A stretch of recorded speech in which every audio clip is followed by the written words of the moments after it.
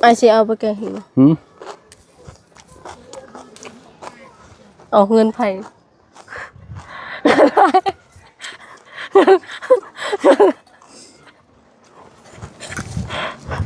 เงินไผใช้เงินไผใช้โซ่ยังบาทนี่ฝากน้องหัวอวยพรอวยไส้ปานเด้อโดยขอบใจทั้งพ่อจอยและพร้อมครอบครัวขอให้สุขภาพแข็งแรงขอให้อยู่ดีมีแรงปรารถนาสิ่งใดขอให้ได้สิ่งนั้นความเจ็บบ่ให้ได้ความไข้บ่ให้มีเด้อพ่อเด้อขอให้อยู่นำลูกนำหลานไปดนอันบ่ว่าพ่อจะเฮ็ดธุรกิจหยังก็ขอให้เจริญรุ่งเรืองเด้อพ่อเด้อสาธุ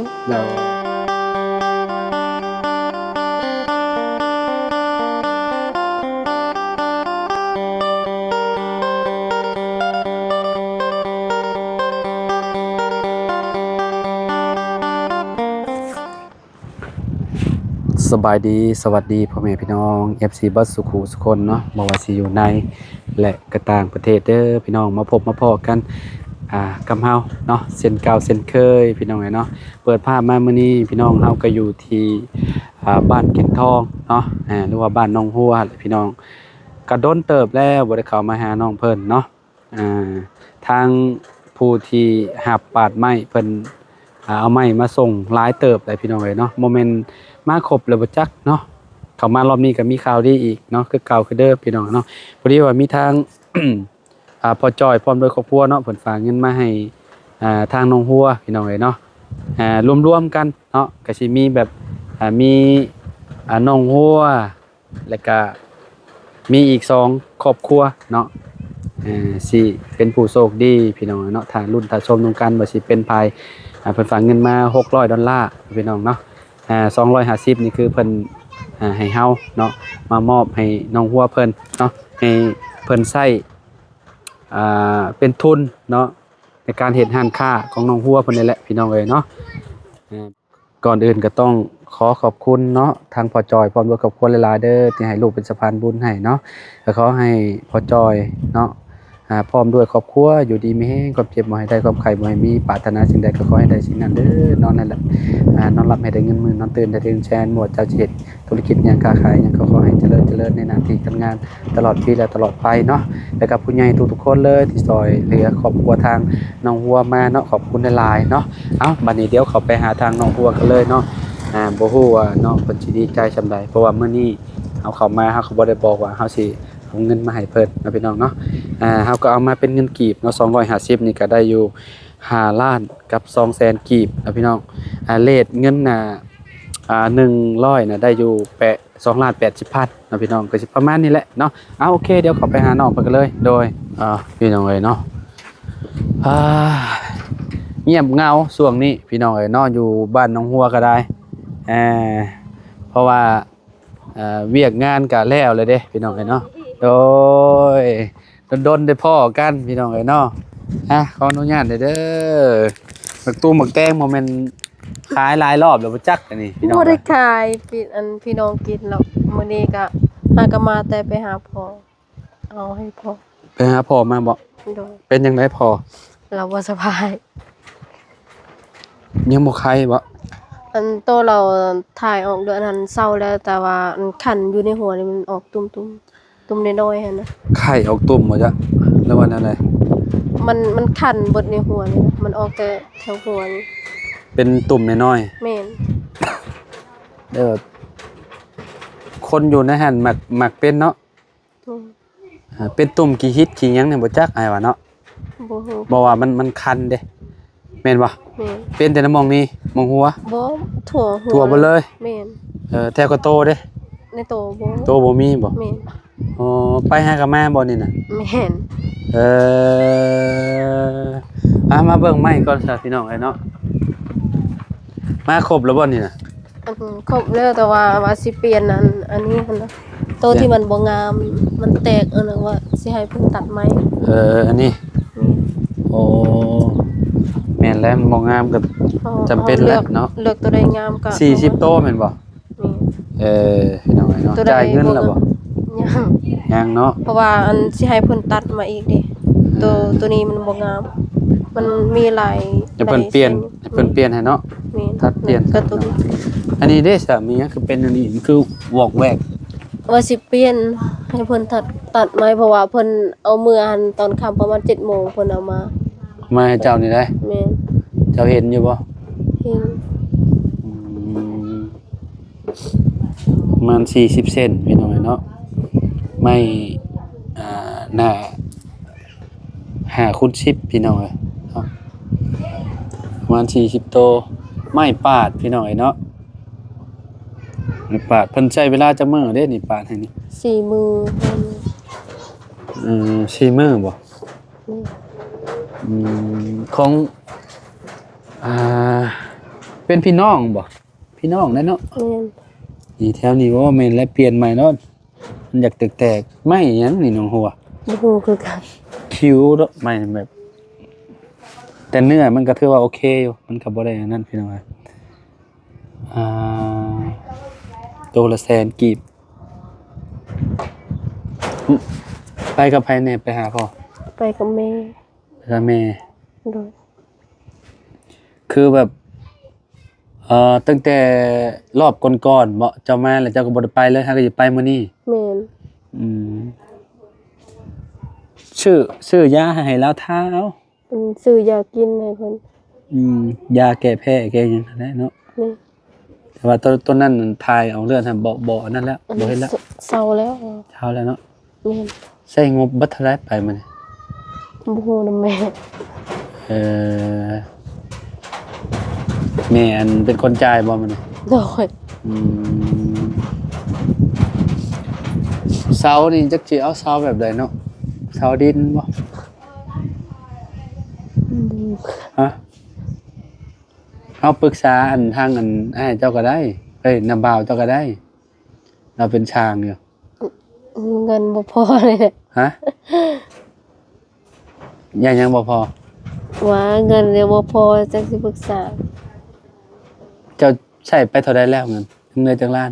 บ่ฮู้นำแม่เงินอยู่นำแม่ เออภาวนาแม่ อืม ป้าคะแนนว่ามันพอซื้อเสาก็ซื้อเสาก่อนก็ได้ โดย ซื้อเสามา ซื้อ ชุมเจ้าสิเฮ็ดแยกบ่ถามลาวแหละแต่ว่าต่อใส่กันมันก็บ่อยากปานใดล่ะครับเนาะ อืม ชื่อเสามันนี่แหละมาสะสมเมียนเอาไว้นี่เพราะว่าสิเฮ็ดมุมนี้นี่เสานี่4ต้นเฮ็ดบ่ได้ติดกันเด้ต้อง4ต้นแต่ความผิดข่อยก็แยกกันนั่นแหละดีแล้วเขาว่าจังงามนะก็กว้างอยู่ได้อล่ะเนาะ โดยฮอดพี่ก็กว้างอยู่ สมมุติว่ายามพ้นแล้วก็ย่านแต่มุมนี้แล้วน้ำมันไหลลงมาบ่ไหลแล้ววะ ก็ ไหลอยู่ได้อายว่ะ อืม จะไหลลงโจกๆลงมุมนี้เลยพี่น้องนี่ไหลลงมาเลยเด้พี่ไหลลงมาแซวๆแล้วงานเข้าอยู่ดอกเจ้าคะแนนเอาใกล้นี่หั่นนะ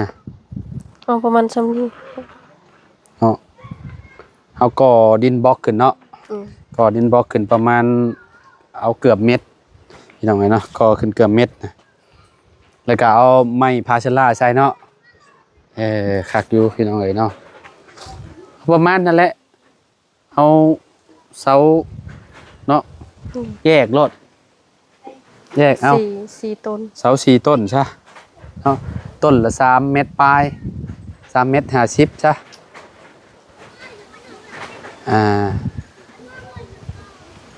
เพราะว่า3 เม็ดมันก็บ่ได้สูงมันได้พี่น้องเอ้ยเนาะประมาณนี้แหละ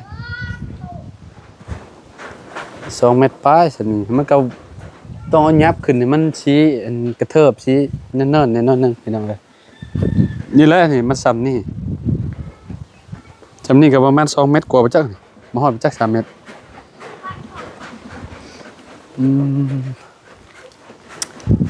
ได้มาแล้วไม่ก็ได้พี่น้องเอ้ยเนาะไม่ได้มาครบแล้วแต่ต้องเปลี่ยนอีก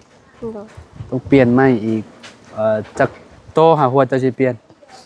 ประมาณ2บ่ ลายโตอยู่ โตอยู่บ่ แม่นเพราะว่าอยู่ลุมนั่นเลย มันตรงเต็ม มันแตกติ แม่น อืมแตกหลายอันก็ต้องเปลี่ยนแล้วเนาะมันบ่งามเด้อันนี้ได้อยู่ตัวนี้โอเคอยู่นี่ ตัวนี้ ตัวนี้ต้องเปลี่ยนตัว ตัวนี้ ให้เพิ่นปาดให้ใหม่เนาะ แม่น ปาดแล้วเอาคืนมันไปนี่ก็คืนไปแล้วอื่นบ่ได้มีแล้วว่า ยันอยู่ลุมนี่มันน่าสิมี ฮะ ว่ายันอยู่ลุมนี่มันน่าสิมี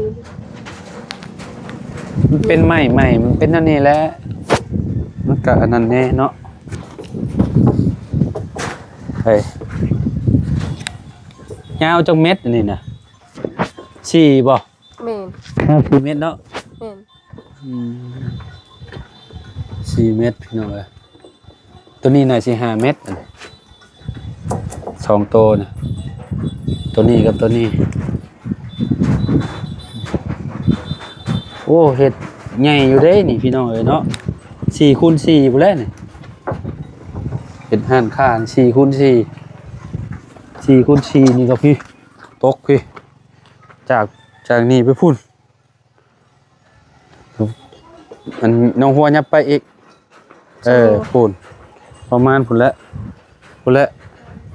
โอ้ทำสิขายบ่ฮู้สิขายหยังแหละพี่น้องเอ้ยเนาะ มีเงินขายคืออยู่ ซื้อเครื่องมาเต็มห้านแล้วเนาะ แม่น อืมยังงัวคือบัดเข้าคอกแล้วบัดนี้โฟอ๋อต่อแซ่บๆพี่น้องเอ้ยเอาเบิ่งหมักแตงก่อนไปอย่าคิ้วหมักแตงแล้ว คือเขาปิดกัน ดนแหละบ่ได้มาได้ เมื่อ กิน วาน หมัก นี่ แตง ปิ นี่ ดให้เบาจันเราเมื่อว่าสิตำอยู่ลุเพื่อนลุงเฮิบ แม่นบ่ แม่น อ่า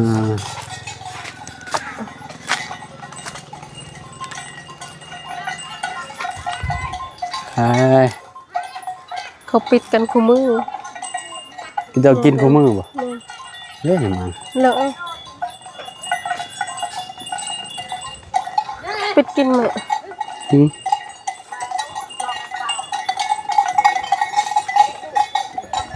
บ่ค่อยอยากเป็นหมากดกปานนั้นเนาะ แม่น อืมใส่ยาอยู่บ่นี่ บ่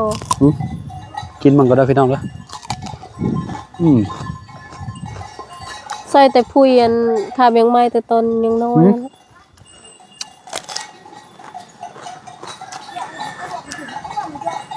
มันเขาปิดตลอดคู่มือเมื่อวานนี่ก็ปิด ไป ว่ามักแตง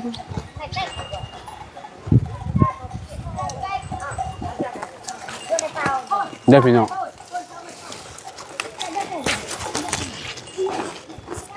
ขอดู ก็สิจุ่มหา เข้าไปง่ายพุ่นโอ้ ว่ามันสิปิดหา ไป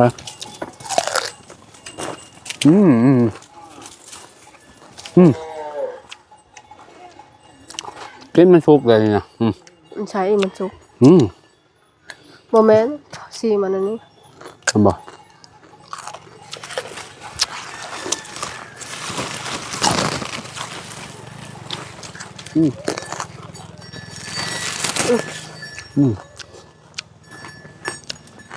แซ่บว่ะ เต็มอยู่แถวเนี่ยไม่เยอะ นี่ใส่ ฮะ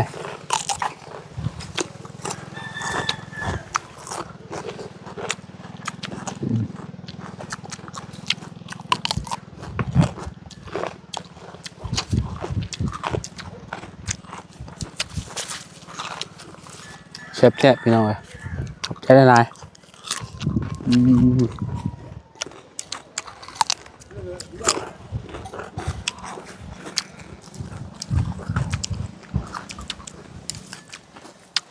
พันเลขยังเมื่อคืนนี่พันเลขยัง โมเดลฟันโมเดลฟัน อ๋อคือว่าพันเลขจะพันป่ะบอกเนื่องจากจังหวะมาปะ บ่ฟันเนาะน้องหวนบ่ฟันยังเลยบ่หัว บ่ ได้ฟันยังเลยเนาะ โอ้ อืม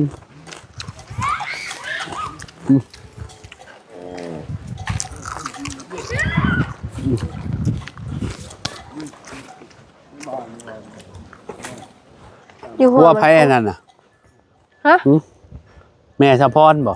แม่น อืมอยากว่าอยากกินอันนั้นเด้ว่ะว่า นี่กินหยัง แกงขี้เหล็กนี่ใส่อันว่าใส่ใบอันนั้น บ่มี บ่ น้ำ แม่ ใส่จะได้ยาจู้เหรอ แม่น บ่ อ้าย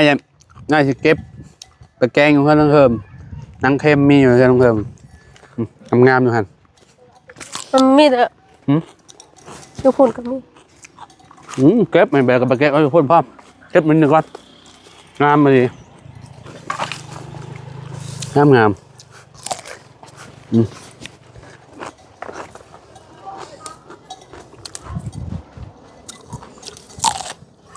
ไอ้สิเอาไปแกงหิว อืม เอาเงินไผ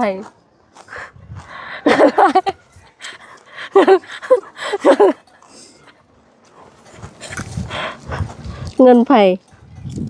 ใช้เงินไผใช้โซ่ยังบาทนี่อ๋อโจ้ยัง ของไผ อ๋อเงินเจ้าบ่ บ่ ห่วย โอ้แม่ เงินไผอ่ะ บ่แล้ว เอา เงินอายมาจาก บ่ได้ เงินอาย อ้ายบ่ฮู้ได้ เงินอาย บ่ได้ฮู้ไอ้โน่นนี่เด้จำมาเบิ่งลูกจ้องเงินไผอุ้ยญาติด้วยก่อนบ่เอาเด้เงินไผนี่ ว้าวคือกัน ฮะ ไรว้าวคือกันโอกะเอา เงินไผวะ เงินอายเด้อ ฮะหัวจับมาได้หัวบ่ได้เด้บ่ได้เด้ บ่กล้าเอาเข้าไป ไปจับมันไปจับมัน เจอก่อนสิว่าเอาของเขา เป็นโทษเด้ เอาเงินอายมาจาก จับบ่ได้แม่นเงินได้เด้ เงินอาย บ่แม่นเด้อบ่แม่นเงินอ้ายนะบ่รู้จักลาดวะอ๋อเงินไผเด้นี่ เงินอาย บ่แม่นก็ได้ว่าแม่นเงินอ้ายอ้ายก็เว้าเลย สองสามสี่ห้า5 ล้าน2 แสน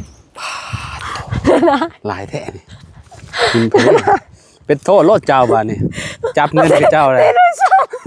เป็นโทษกับเจ้าโลดเงินจับเงินกับเจ้าโอ้เสร็จไปบ่เป็นบาดนี่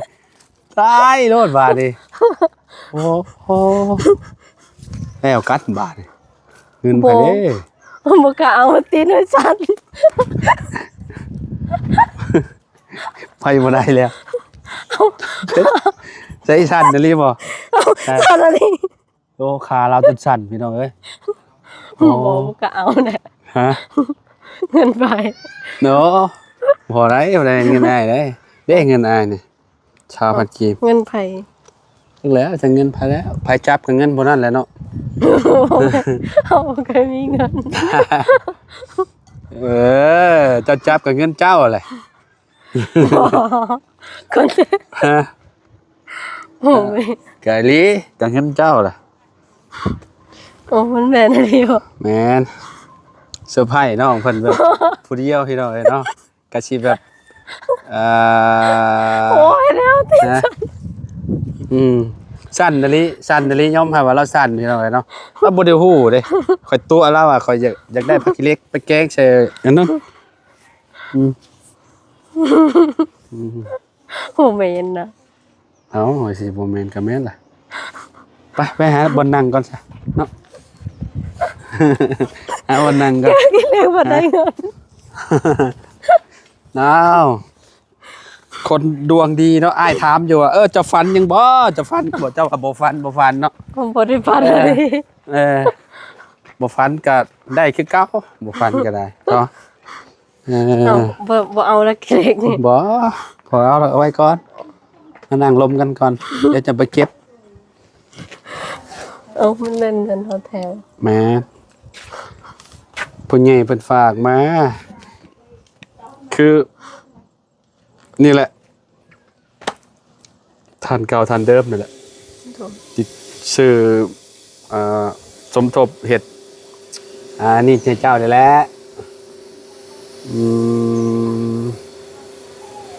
ชิได้เดือนหรือเปล่าจ๊ะเนาะเดี๋ยวมันฝากมาเนาะใกล้แล้วเนาะใกล้แล้วพี่น้อยน้องมันก็ได้แล้วได้ไม้ได้ตอกแล้วเนาะสมทบเห็ดห่านค่าน้องเพิ่นนี่แหละพี่น้องเนาะแต่ว่ารอบนี้เพิ่นบ่ได้เว้าอีหยังว่าต้องเห็ดห่านคุ้งห่านค่าให้น้องเพิ่นบ่อีหยังประมาณนี้เพิ่นบ่ได้เว้ากันนะก็คือมีแต่ว่าให้เงินน้องหัวเนาะ$250แต่ก็สิมีอีก2ครอบครัวเนาะสิได้รับแต่ว่าตอนนี้เฮายังบ่บอกพี่น้องเนาะน้องหัวได้อยู่200ก็ได้เป็นเงินกีบก็ประมาณ5ล้านกับ200,000เพราะว่าเรท100มันได้อยู่2ล้านกับ80,000กีบเนาะ50ดอลนี่ก็50ดอลนี่ได้อยู่ประมาณ1ล้านกับ40,000พี่น้องเนาะมาบวกเข้ากันก็เป็น5ล้าน200,000ขาจดสั่นน้องหัว พี่น้องเอ้ยเนาะบ่คิดบ่ฝันเนาะนี่แหละเฮ็ดความดีต่อไปเนาะเพิ่นก็มองเห็นผู้ใหญ่พี่น้องเอ้ยเนาะก็คือเงินนี่ก็เป็นเงินของพ่อจอยพร้อมด้วยครอบครัวเพิ่นแหละเด้อเพิ่นฝากมาให้เจ้าเนาะเจ้าก็เก็บเมียนเอาไว้ใส่ในยามจำเป็นเฮ็ดอันนี้เจ้านี่แหละสิสั่งเสามาเนาะสะสมไปเรื่อยๆนะพี่น้องเอ้ยเนาะสั่งเสาสั่งหยังมาแล้วก็มาเก็บเมียนมันเฮาพอแล้วก็ลงมือเฮ็ดเลยเนาะพี่น้องก็บ่ฮู้ว่าบล็อกสิก้อนเท่าใดเนาะสมมุติว่าเฮาสั่งมาพร้อมกันเนาะเฮาต้องใช้เท่าใดหั่นน่ะ